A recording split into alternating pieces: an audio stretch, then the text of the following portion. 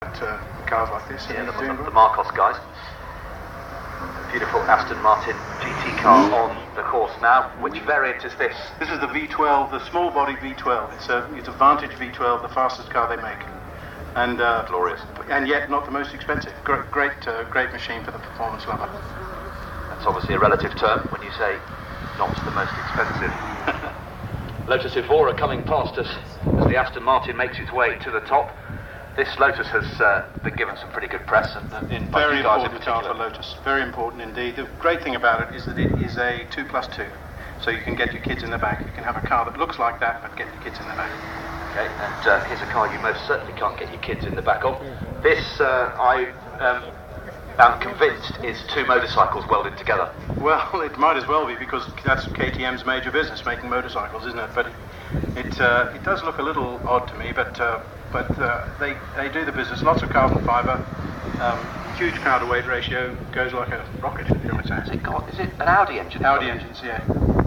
Resplendent in KTM orange, the Austrian motorcycle firm with so much pedigree in motocross and off-road events. Their first car. There are our soldiers, look, making their way up the hill. Hopefully you'll hear them coming and clear them a path to get to the top. We want our soldiers to beat our supercars, that would be nice. Are they collecting money on the way? Yeah, they are. They're doing this for children with leukemia and Help for Heroes. Two very worthy causes indeed. The KTM across the line then. No stopwatches on our supercars because, of course, that just encourages silliness, doesn't it? Indeed.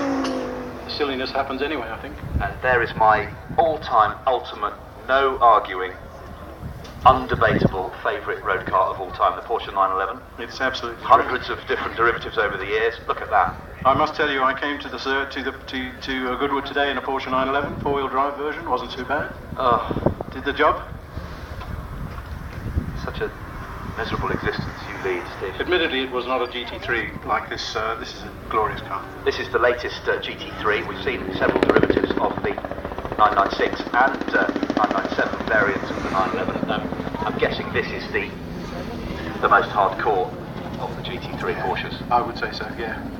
That's just so luscious, isn't it? But you can still see, as you look at it, you can see how nicely it sits on the road. You can drive it home okay, no problem. Yeah, I think as far as road cars go, you're either Porsche or Ferrari, and I'm very much a Porsche man. Some people are both, of course.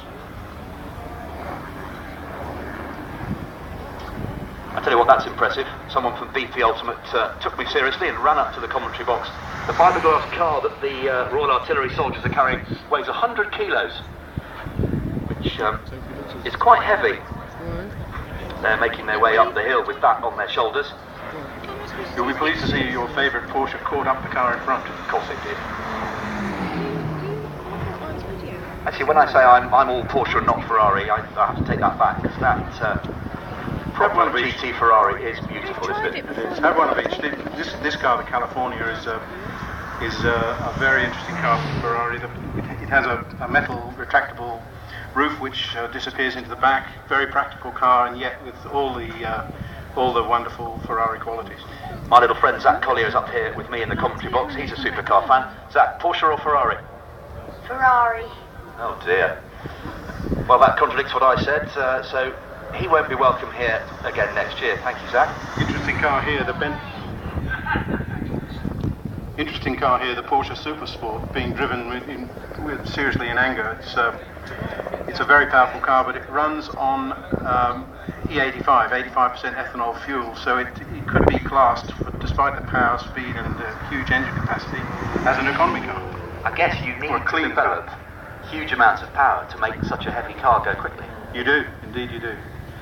Weight is the ultimate enemy of performance, of course. Yes, we all remember the great comment of Colin Chapman, just add light.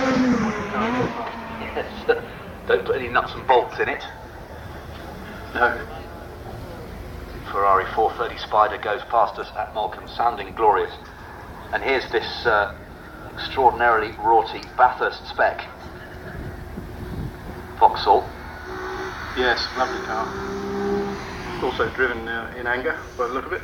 This is anybody that goes anywhere near Australia at the right time shouldn't miss Bathurst. It's a wonderful event. Yeah, absolutely. Huge clumps of these cars coming down a mountainside in a space that shouldn't be big enough to contain them all. I went to Bathurst in '94, saw my heroes Peter Brock, Dick Johnson, Glenn Seaton, all those guys. Bondy. Absolutely, yeah, Colin Bond. Absolutely wonderful place. And a large box now with a large tick in it for me. Bathurst, 1,000 kilometres. This car inspired by that great Australian touring car race.